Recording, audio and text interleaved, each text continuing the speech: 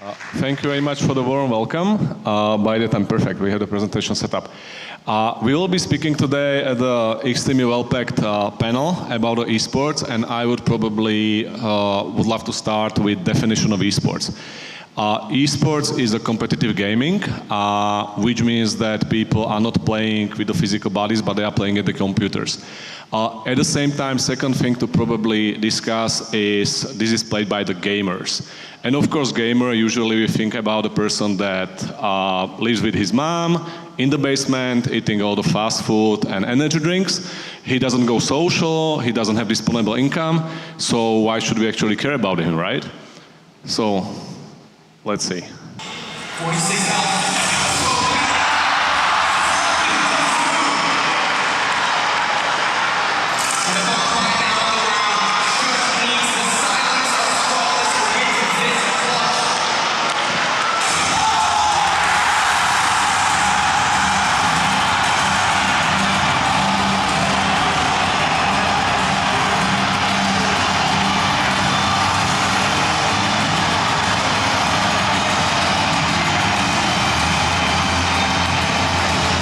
What you've seen was the major in Counter-Strike. These were all the guys, they were sitting in the basement, they have no disposable income and they don't want to socialize. So this is actually esports. Many of the competitions that we will be speaking about are comparable to the traditional sports. We have more than 20,000 of attendees in the venues that are hosting the majors, either in Dota 2, Counter-Strike and other events. The prize pool is many times higher than $1 million, and many times we are speaking about the viewerships of tens of millions of people that are watching from their home online globally. With this being said, the relationship to the betting industry is that whenever there are eyeballs, there is usually also the intention to bet, to put the money where your mouth is. And this industry is growing rapidly. We are looking at more than 20 billion of handle by 2028 with increasing growth rate. And what we are seeing in our portfolio of the clients, many of them, esports betting is already 5 to 10% of their betting volume. And this has the potential to increase to 10 to 15% by the end of 2030. What is also important to say is that we are not speaking about the people that are underage. Many of them, more than 70%, are already in their productive age, so they have a much higher than average disposable income. As I mentioned already, we are speaking about esports in the comparison to traditional sports, where when it comes to viewership, when it comes to player base, when it comes to prize pool, many times esports is already matching, if not overwhelming, the traditional sports. Adam, the ex-director of Betway, already said a couple of years ago, when it comes to Betway, it is not about actually trying to find a market. The market is already there. This is about addressing them. If we can think about Counter-Strike, Dota 2, or League of Legends, these titles are around for more than 10 years. So whoever played those games in their 20s, they are already in their 30s or 40s. They have the families, they have the income. Because of their computer literacy, they are much better suited when it comes to the disposable income, so they are actually there to bet. Some of the quick statistics, we are speaking already about 500 million of fans. More than 68 of them are under the age of 35. Usually we are speaking about the range of starting with the 20s. And also, if you look at any other sports, esports is much younger, which means that the lifetime value of any of these bettors is significantly higher than if you compare them to traditional sports, something like horse racing or something like that, where even if you look at MLB in the US, the average age of bettor is 55. So you can imagine the difference in the lifetime value of the bettor. So this was presented by my marketing department, so I do not necessarily need to quote myself. But as stated already, there is a huge misconception of esports that we are speaking about the gamers that are nowhere close to being adults with disposable income. It is the quite opposite. What are the key titles in esports? It is Counter-Strike, League of Legends and Dota. It is different depending on the region. When it comes to Asia, we will be mostly looking at League of Legends for China and similar territories. We will be looking at Dota when it comes to Southeast Asia. You know, you want to see? See, I like to show you. Do you guys want to show me? Okay.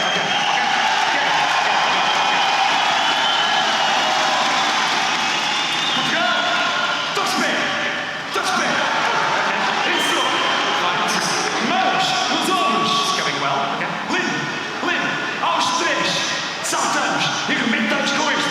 1, 2, 3. 1, 2, 3. Mais uma. 1, 2, 3. Vamos à frente. Bora lá. Vamos bater no ar. Já aquecemos os pés. Estás pronto? Are you ready? Yeah, I'm ready for this, man. Let's do it. You gotta clap for me. Okay. And when we do this, okay, we gotta scream. Okay. 1, 2, 3. 1, 2, 3. 1, 2, 3. 1, 2, 3. 1, 2, 3.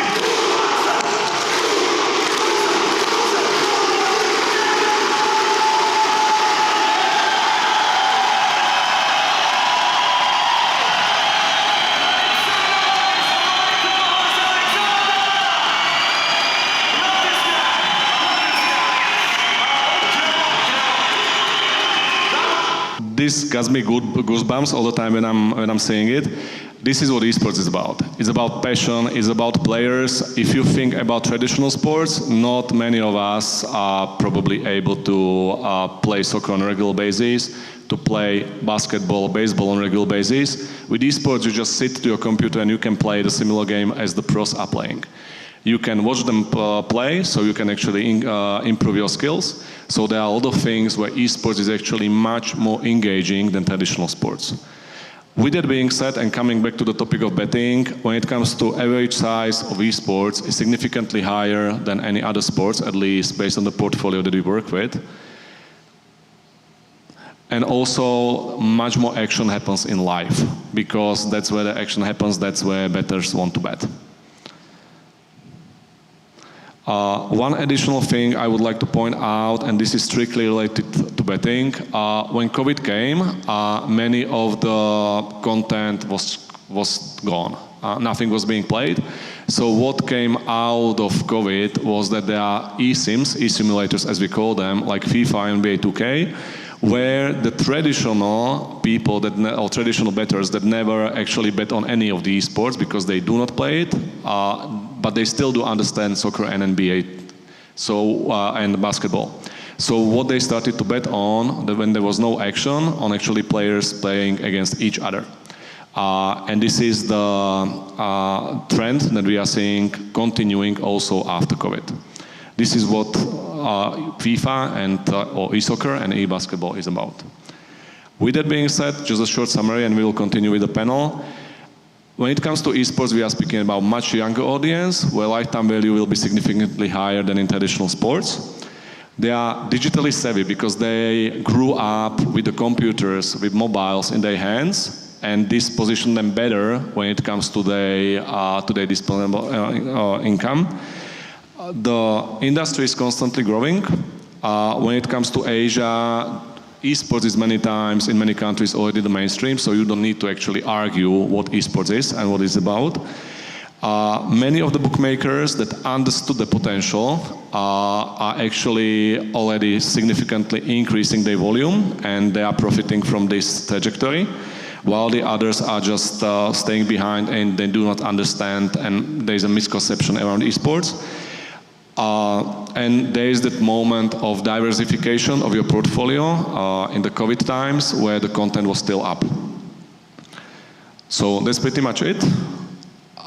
Outside of one of the invitations, there will be a Belly Major in Dota 2 at the end of June and beginning of July. So if anybody is interested to learn more about esports, I would definitely welcome you to stop by, and you will see the similar passion as you've seen on those videos. Awesome. Thank you very much for that really perfect introduction, Marek, to a topic that is often at the center of a lot of attention. whether good or bad or otherwise. And we have some really interesting people up here on stage, a lot of expertise on the stage today for esports, for those of you that are interested. And if you're not interested, I think probably after Marek's presentation, you should be. And so maybe perhaps as a start, a brief one-sentence introduction, if you don't mind, and we can kick off. Maybe we'll start with you, Benedict, and we work down. Hello everyone, my name is Benedict and I work for Shikenso. Shikenso, we are on a mission to make sponsorship transparent in esports. That means we measure brand exposure through AI and make the data available for sponsors and also other stakeholders in esports. Hi everyone, I'm Jane Guan, Chief Commercial Officer at Pinnacle. We are known as a B2C brand in the betting space, but also started our B2B solution. We have been investing in esports for over a decade, and we are quite excited to also announce we are starting off our new Pinnacle Cup esports event as of end of this month. It's awesome, and everyone already knows Marek, so we don't need to talk about Marek anymore. But I really feel like I am a bit of a talk show host today. I feel like this is the late night show, ASEAN edition. Thank you all for tuning in. I'm just kidding. Stephen Hanna is my name. I'm the Director of Global Strategy for the Esports Integrity Commission. We do a lot of work internationally on regulating esports from an integrity angle, which has a lot of dealing with, of course, betting fraud, and such. And hopefully with our collective expertise on the stage, we can offer you some insightful conversation and some great takeaway that you can apply in your respective operations. And maybe as a starting point, let's talk about what Marek left off with, understanding esports, right? So you gave us a really good background, Marek, on the general concept of esports and what it is. Maybe just from each of you, just one point of what you think the most common misconception that you've seen in the gambling industry about esports being, and I think, Marek, you touched on a few. So let's stay away from the adults, the kids in the basement sort of thing. From a gambling operation perspective, what do you think are the most common misconceptions that people have about esports? Maybe, Marek, if you want to kick off. Very right question, a very good one. Outside of the one that I already mentioned and Steven touched as well, it would be the chicken egg problem that we are seeing with many of the operators that we do not work yet with. They are thinking about the esports in a way that it's small, it's not growing, I'm not interested. But this is usually the chicken egg problem from two perspectives. If you have a crappy product or no product at all, and if you do not speak to that audience in the language that they are used to, then nobody would come in your way. So, and that means that you are not investing in the product, you are not investing in the communication/marketing. So of course nobody comes, and you are in a vicious cycle that unless you actually break it and get a decent product or the best product on the market, and start communicating to the audience, they will start coming and you will see the growth. But unless you break that, you are not going to see the potential of esports at all. That's great. Yeah, I second that from talking to a lot of our B2B potentials, a lot of times you can get people try to invest into esports, they are not seeing the results. Definitely, I think one of the factors comes from the products, but also can be a misconception where, people put a brand in front of the esports audience and think that's going to automatically drive revenue. It doesn't work like that. The esports audience is all about authenticity. You need to build that brand awareness and make them feel that you are genuinely investing into that esports scene. That's great, and maybe, Benedict, you can help me with this a little bit. So on that point, Jane, something very commonly said, and I think if you've been to an ASEAN Gaming Summit before and you've seen my head on the stage, I've said that to you all. But I guess taking on that point, there's an idea that sometimes, we don't understand the esports persona as an individual and unique identity, right? We generally, a lot of operations, when they look at esports, it's like, hey, this is another vertical. We can apply the same strategy, same execution here, and hopefully it'll all work, which is what you were just sort of alluding to, right? And so, Benedict, maybe you can shed some light on what you feel is sort of the key points of, or a key point of difference in the esports participants' persona. What's different about them? All right, so what I've observed over the past years, unfortunately, was that sponsors enter the market, the esports industry, and they basically structure their marketing campaigns around the product, whereas they don't focus or don't understand basically the consumer or the gamer out there. So it's important to tackle this from a user-centered approach, that you truly produce or create these marketing campaigns around them. And once you do that, so let's say you step into esports, it's also extremely important to have some data at hand, because we want to make data-backed decisions moving forward. Yeah, so when I'm talking about data, Marek has shown these slides where we see these millions of viewers, like these spectators joining in these events, but you truly want to understand, okay, where do they come from, what's their age, and what are they interested in? Yeah, so that would be the audience analysis of things. But then also, given my marketing agency background, like you want to make decisions or justify your sponsorship investments. And then usually we would look at KPIs such as like brand exposure, like how many seconds was actually my logo visible in the stream, but also what kind of media value did this create? Yeah, so we, for this, like to measure this, we have like a powered, AI-powered solution where we track every brand exposure in the stream, and then we would check, okay, how many people are watching in this frame or in this second, and then we would check, okay, where do they come from? This gives us a media value, and then you can justify your spend, but also optimize the campaigns moving forward. So a lot of information there about data and sponsorship. And I think, Jane, you'd be familiar with the fact that, of course, and we'd all be familiar with the fact that esports is an umbrella term, many different titles. Marek, you alluded to that. You gave us 3 of the top titles in your presentation. How different is the approach for each title on a operator level? I think it's vastly different. I think it's very important for whoever's investing into the esports. First of all, the dynamic between different regions can vary a lot. For example, if you're investing to Southeast Asia, it's more about the mobile games. If you're investing to LATAM, it's a different scene. If it's Canada, so understanding your region and what the players are following there is important. And I think another element that is a bit unique, or maybe not so unique, I mean, on a traditional sports scene, years ago, there's been a lot more integrity issues, whereas on esports side, it's improving, but in a way, it's still kind of shaping the form. So we do have challenges. I think that's one area maybe people are not quite aware, that you could be investing your marketing dollars into sponsoring a team, for example. However, if you didn't make the right choice, it can come back and put a reverse impact. Yeah, no, that's a really good one. So obviously from an Integrity Commission perspective, we've had situations where we've seen really well-established sports books put sponsorship behind teams that are essentially fake. They don't really exist. And so the teams will then sort of take that sponsorship to a tournament operator who is owned by the team, and they will create this massive farce and produce all of these statistics and ROI output and pass it back to the sponsor as a justification, or to the sportsbook as a justification for what they've done with the spend. And that's actually a really common thing, particularly in the Asian region, that we've been observing for some time now and working with law enforcement on. And so I guess having said that, as a sportsbook, how do, or as a group of people in the gaming industry, how do we get educated on what to engage with and what not to engage with? How does that mystery become solved? Marek, maybe you can speak to that. Maybe we can start with the odds provision side. Absolutely. One just quick side note.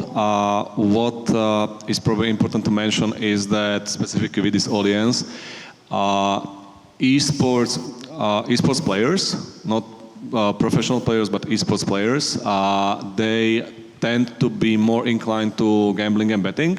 And the reason for that is that historically there was a skin betting scheme where they were able to bet with skins that are sort of in-game items that has a value, even though slightly virtual, slightly real. And the other things are loot boxes. People in many games, Brawl Stars, you can name it, FIFA, they are inclined and well known to loot boxes, so the thrill of the game is something that they already experienced, so they are much more inclined to actually bet in the future. And this is what is many times underlined with a lot of data as well. Coming back to Steven's question, it depends, and what we are seeing also, exactly what Jane mentioned, across our clients when it comes to either YOLO, Betway, and other partners that we work with. It depends on the region because esports is multiple sports. So similarly, as we are not speaking about soccer, tennis, and basketball in one category as a ball sports, but in each and individual one, esports future is also that we will stop speaking about esports as such. We will start speaking about Counter-Strike, Dota 2, League of Legends separately. Because if you go to Scandinavia, it will be about Counter-Strike. But if you go to Philippines, it will be all about Dota 2. If you go to Brazil, it will be about combination of Counter-Strike, Free Fire, and League of Legends. So it heavily depends on which region you are targeting, because also then the teams that you want to sponsor, the tournaments that you want to sponsor, the influencers that you want to work with are different, because it will be just throwing money away if you go to Philippines and if you start promoting League of Legends. It's similar as if you start promoting ice hockey. Most probably there will be no eyeballs, there will be no visibility, you will just lose money there. And so what we see really is failure in execution and largely hinges on an uninformed persona that we're targeting, right? And so we've discussed that, from a sponsorship level, Benedict was saying there's a lot of data there that we need to measure to be able to report back to sponsors that are helping us venture into these regions.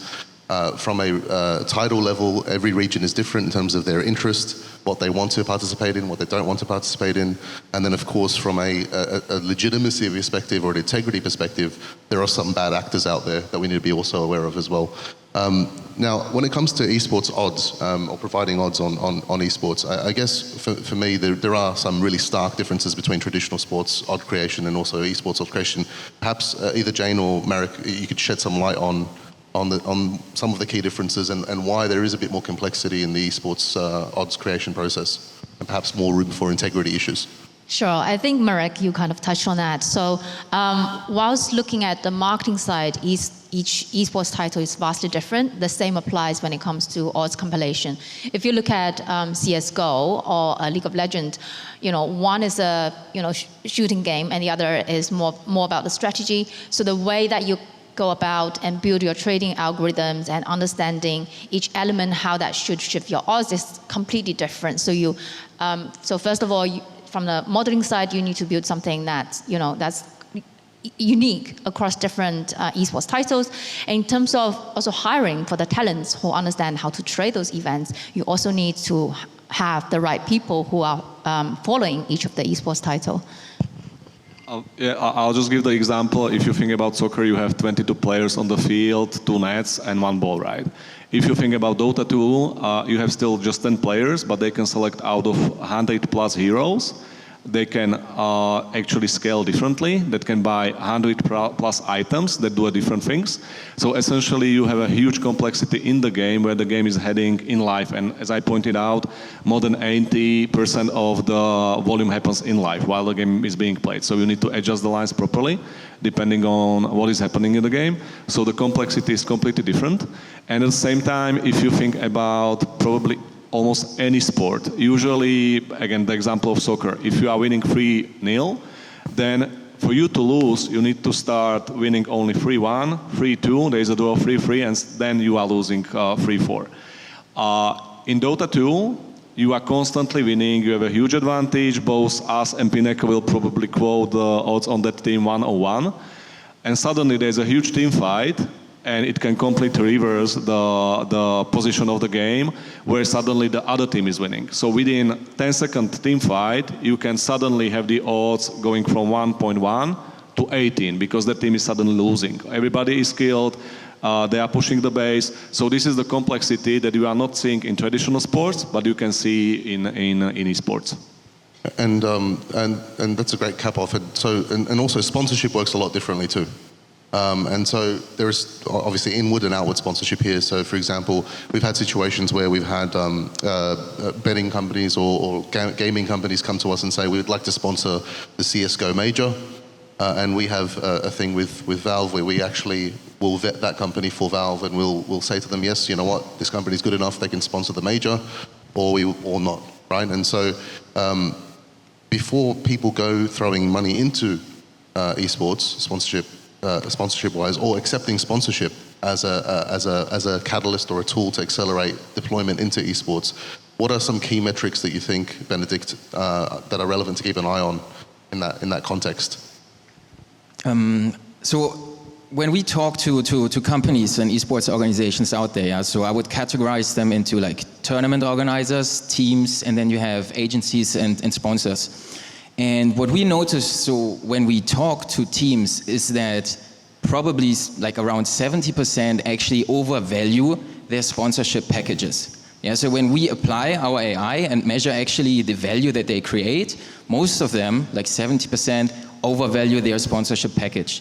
And this would then result sometimes in like sponsors that are disappointed with the outcome. So what you have to do is like a proper due diligence before you tap into esports. There is some reports in the market already that you can basically buy off the shelf, or once you tap in, you have to make sure that you have a proper tracking available. And talking about KPIs, I would, I think, divide it into two categories. Number one is audience analysis, because you have to make sure that you reach the right audience, yeah, let's say country, age, sex, like the demographics. And then the other thing that you have to look at is basically the brand exposure. Yeah, for the money that we invest, what is like the airtime of the brand? You can also ask questions about like, is someone mentioning our brand in the live chat? Like there's tools as well that you can capture that.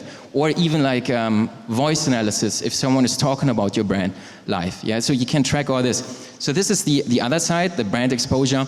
I would say the golden KPI I would ask for is basically the media value that was generated during an event. Yeah, because the media value allows you to calculate your return of sponsorship investment. So you can say then, okay, we invested 100,000, we generated 400,000, so that would be like an ROI of 4. And yeah, and this allows you to then truly like justify the spend, but also you can compare it to your other investments. Yes.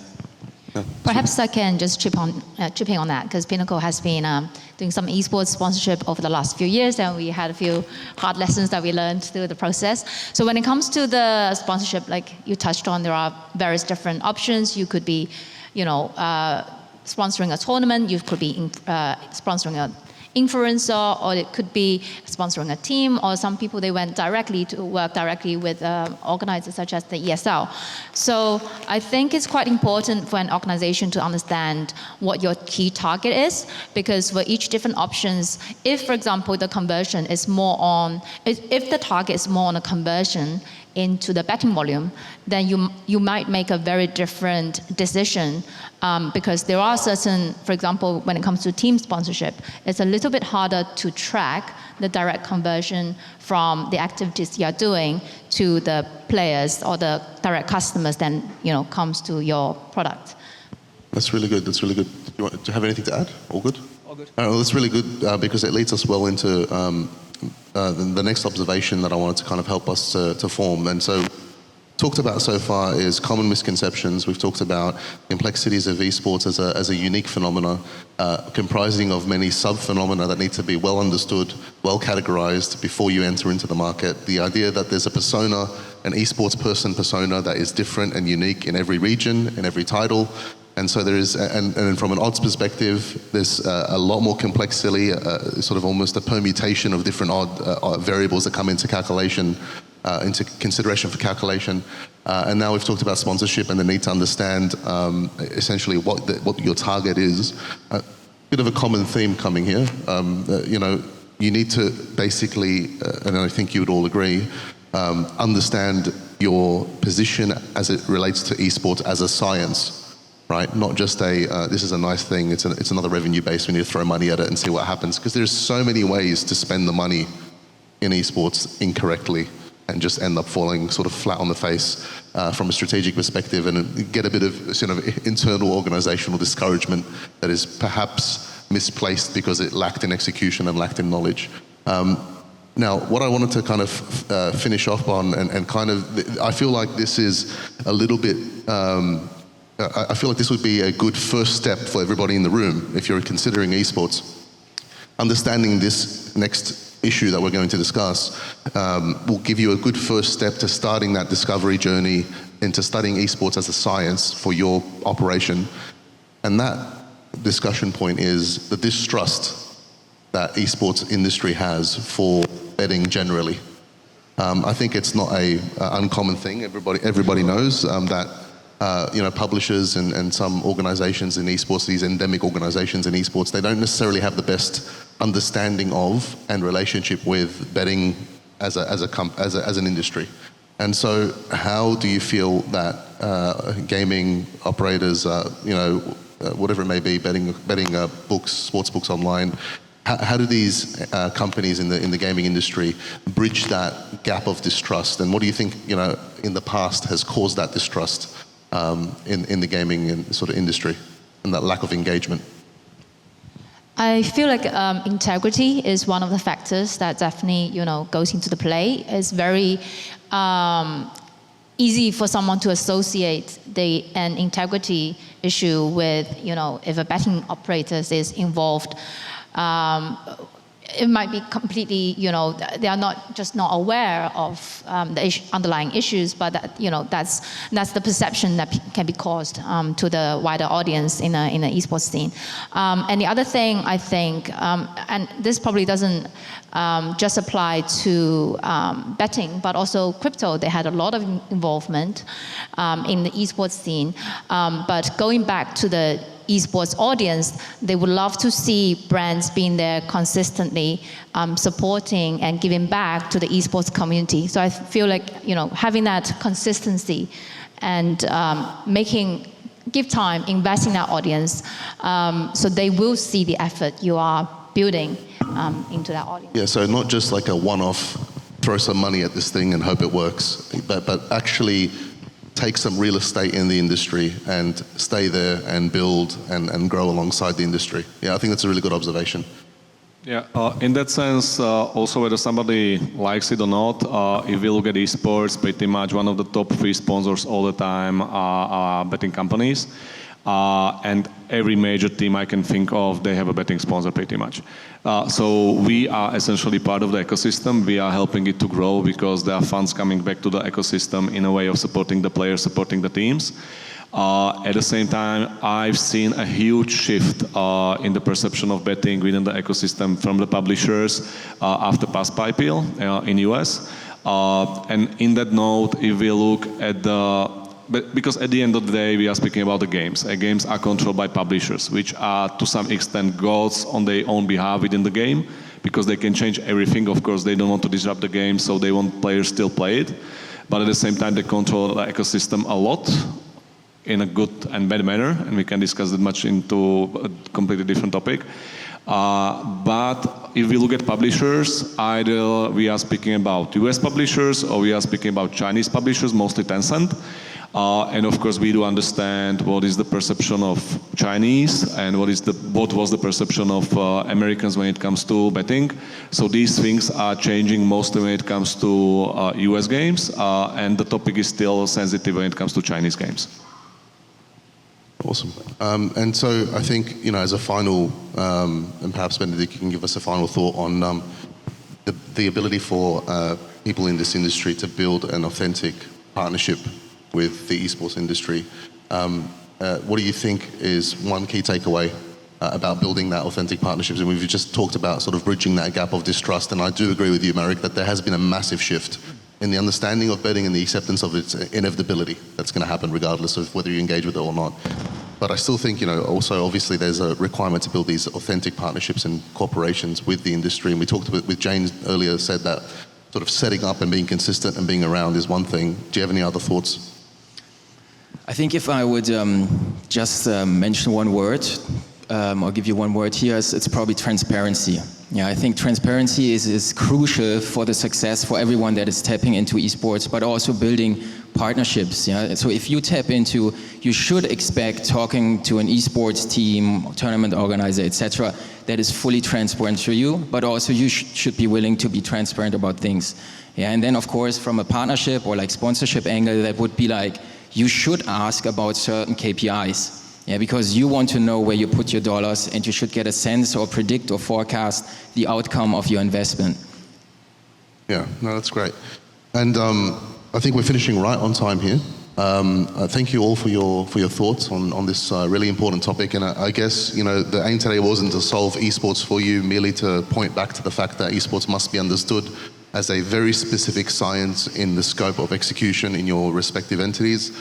If there's anything that you'd like to ask any of our esteemed colleagues here that we have with the experience and the expertise, I'm sure they'll be more than willing to help. I for sure am also willing to take any questions that you may have afterwards. But please join me in giving our panel a round of applause and thanking them for their time.